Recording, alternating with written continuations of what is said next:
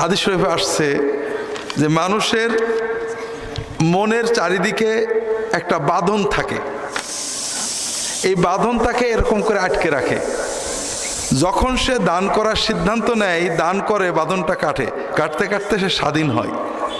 আর যখন দান করে না, ওই বাঁধন পরা অবস্থায় সে থাকে। অন্য হাদিসে আসছে, রাসূলুল্লাহ বলছেন প্রতিদিন সকালে আল্লাহর দুজন ফেরেশতা জমিনে আসেন। একজন বলেন আল্লাহ যে দান করে তার তুমি যেটুক দান করলো আরো বেশি তুমি দিয়ে দাও। আর একজন বলে আল্লাহ যে দান করে না, জমাই রাখে, তার জমানোটা নষ্ট করে দাও। 3 নম্বর হলো, বাস্তবতা হলো কি জানেন, আমি নিজেও চাইতে পারি না, আলহামদুলিল্লাহ আমারও কিছু প্রতিষ্ঠান আছে, আল্লাহ চালান। তো বাস্তবতা হলো যে আল্লাহর কোনো কাজ বসে থাকে না, থাকে নাকি? থাকে না। নৌকা যাবেই, আপনি নৌকায় চড়লেন কিনা এটা হলো কথা। আপনি একসময় চলে যাবেন, মসজিদের জায়গায় মসজিদ থাকবে। আপনি বেঁচে থাকতে মসজিদে নামটা লেখানোর চান্স পেয়েছেন কিনা এটা বিষয়। মসজিদ কিন্তু হয়েই যাবে, নাকি বলেন? দেখছেন বাংলাদেশে কোনো মসজিদ পড়ে আছে 10-20 বছর বয়স হয়েছে, হয়নি এমন আছে নাকি? আসছে দেখছেন কোথাও? না। কিন্তু আপনি, দুনিয়ার খাতা বড় নয়, আল্লাহর খাতায় নামটা আপনার লেখা হয়েছে কিনা যে এই মসজিদে আপনার টাকা আছে, এই সুযোগ আপনি নিতে পেরেছেন কিনা, এই সৌভাগ্য আপনি অর্জন করতে পেরেছেন কিনা, এটাই হলো বিষয়। নৌকা চলে যাবে, আমি অনেক মানুষ জানি ক্ষমতা যখন ছিল কিচ্ছু করেনি, ক্ষমতা চলে গেছে খালি আফসোস করে। অনেক মানুষ জানি টাকা যখন ছিল ভালো কাজ করেনি, টাকা এখন নেই কত চিন্তা করে। তৃতীয় বিষয় হলো আসলে আল্লাহকে দিলে আল্লাহ দেন। আমরা অবশ্য বিশ্বাস করতে পারি না। আমি নিজে বেশ কয়েকজন মানুষের জীবনে দেখেছি যে ওই মানুষটার অভাব ছিল, ছেলেপেলে মানুষ হচ্ছিল না, সমস্যা ছিল, 10 শতক জমি মসজিদে দিয়ে দিয়েছে। এই জমি দেওয়ার আগের অবস্থা আর পরের অবস্থা আকাশ পাতাল পার্থক্য। আমি দেশে আসছিলাম অনেক নিয়ত করে, দিনের কাজ করব, বিশ্ববিদ্যালয়ে চাকরি করব, আল্লাহ দিলে পয়সা পাবো, নিজের পয়সায় কাজ করব, চাইতে তো তেমন পারি না। তো দেশে এসে দেখলাম বিশ্ববিদ্যালয়ে যে বেতন পায় 15 দিনও চলে না, আল্লাহর কাজ করবো পেয়াটি চলে না। অনেক বছর হয়ে গেল, 98-তে আসছি, 2010, 12-13 বছর কিচ্ছু করতে পারলাম না। অর্থাৎ কিছু ওয়াজ নসিহত এবং বই লেখা আর চাকরি করা ছাড়া মৌলিক কোনো কাজ আমার দ্বারা হলো না। তখন চিন্তা করলাম কাজ তো আর হবে না, মরে গেলে তো যা সামান্য 1 শতক জমি আছে ছেলেপেলে নিয়ে নেবে, তাই অন্তত অল্প কিছু জমি আল্লাহর জন্য রেস্ট্রি করে রেখে যাই, যাতে মরার পরে ছেলেরা দখল করতে না পারে। বিশ্বাস করেন যেদিন জমি রেস্ট্রি করলাম ওই দিন রেস্ট্রির টাকা আমাদের ছিল না। রেস্ট্রি করার পর থেকে আজ পর্যন্ত ওই জায়গায় কনস্ট্রাকশনের কাজ বন্ধ হয়নি, আলহামদুলিল্লাহ। প্রায় 4 বছর হয়ে গেল, 11-র শুরু থেকে 11, 12, 13, 14 শেষ হয়ে গেল। কথা বুঝেছেন? 4 বছরে 1.5 কোটি টাকার বেশি সেখানে বিল্ডিংয়ের কাজই হয়েছে। সেখানে অনেকগুলো প্রতিষ্ঠান হয়েছে, মাসে প্রায় 3 লক্ষ টাকা খরচ হয়। বিল্ডিং প্রতিষ্ঠান দেখলে লোকে বলে যে বিদেশি টাকা। বিশ্বাস করেন বিদেশের একটা পয়সাও নেই, এই বাংলাদেশের মানুষেরাই, আমার সুন্নতের মহব্বতকারী মানুষেরাই, আপনাদের মতো মানুষেরাই এই টাকা দিয়েছে এবং দেয়। তবে এটার কথা বলছি না, আমি আমার কথা বলছি যে এই কাজটা শুরু করার পর থেকে আল্লাহ আমার জীবনে, ব্যক্তিগত জীবনে, পারিবারিক জীবনে আল্লাহ অনেক অভাবনীয় বরকত দিয়েছেন। আমার জন্য মনে হয় আল্লাহ বসেছিল ও কিছু করে কিনা, ও করলে আমি শুরু করব। তো এই জন্য ভাইরা আল্লাহর সাথে বিজনেস করবেন, মাহফিলেই দিতে হবে তা নয়।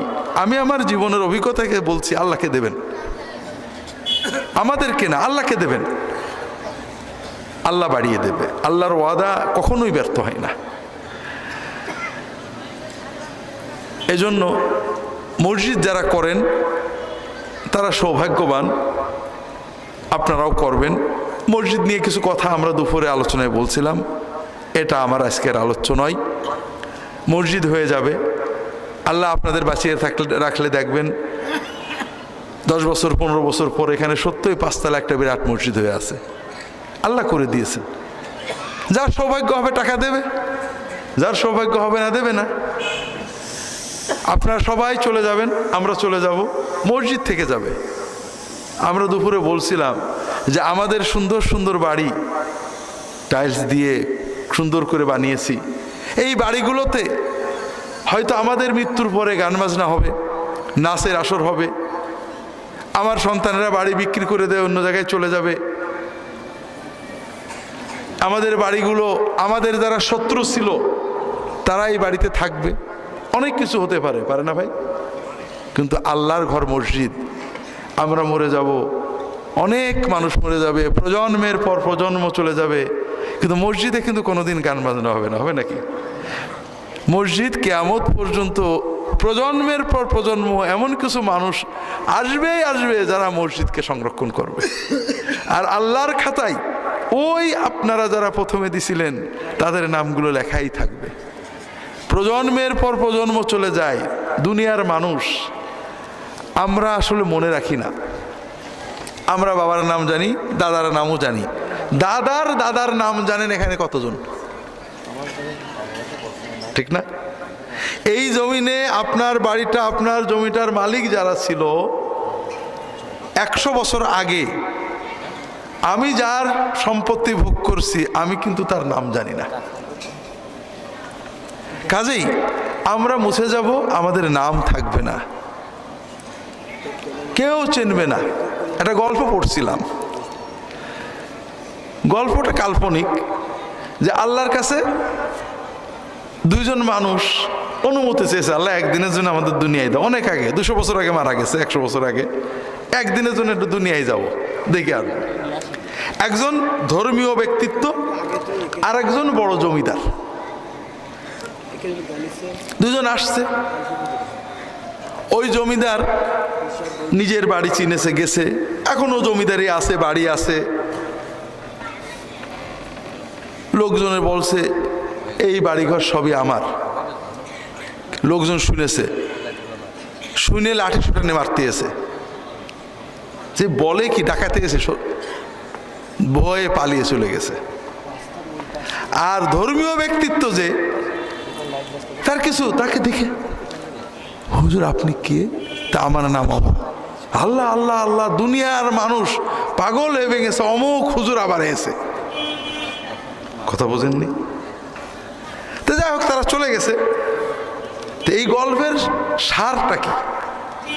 যে এই যে আমরা দুনিয়াতে যে সম্পদ আমার বলে ভোগ করছি, কয়েক বছর পরেই আমি এসে যদি দাবি করি আমার, আমাকে লাঠিপিটা করা হবে, ঠিক না? কিন্তু আল্লাহর খাতায় যে নাম লেখা হয় ওটা কিন্তু মোছে না। এই মসজিদে বা যে মসজিদগুলো বা আছে, আপনাদের শহরে আছে, মসজিদের প্রথম যে টাকা দিছিল আপনারা কেউ জানেন না, কিন্তু আল্লাহর খাতায় নাম লেখা আছে। এই মসজিদ কিয়ামত পর্যন্ত যত মানুষ ইবাদত করবে তার খাতায় সবটা যেতেই থাকবে, কারণ আল্লাহর যোগ বিয়োগে কোনো ভুল হয় না, হয় নাকি? না। তো কাজে আল্লাহর সাথে বিজনেস করতে শেখেন ভাইরা।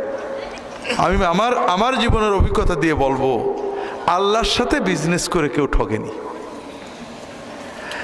আল্লাহ তাআলা আমাদের সবাইকে জীবনটাকে সত্যিকারের বোঝার তৌফিক দান করুন, আমিন।